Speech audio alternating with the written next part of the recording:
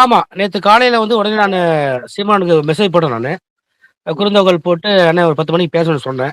ஒரு 10 மணிக்கு அழைச்சு பேசனேன் நானு.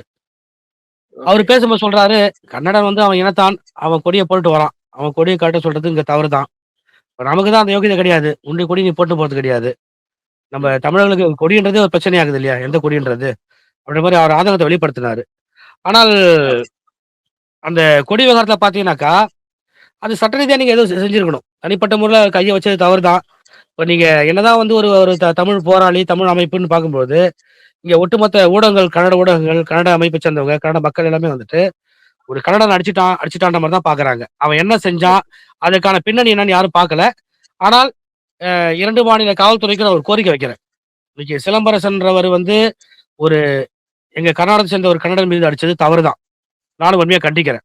அதே சமயங்கள்ல சிலம்பரசனுக்கு முன்பு ஒரு கர்நாடகத்துல இருந்து தொடர்ச்சியா டிடில மாலை போட்டு போறாங்க இல்லைங்களா? அந்த ஐயப்ப பக்தர்கள் செய்றது கிடையாது. அந்த டிடி டிரைவருங்க. அவங்க என்ன பண்றாங்க, ரீல்ஸ் போடுறாங்க. அந்த ரீல்ஸ் மோகம் தான். கன்னட அமைப்பை சேர்ந்தவங்க கூட இந்த விஷயத்த இத செய்யலைங்க.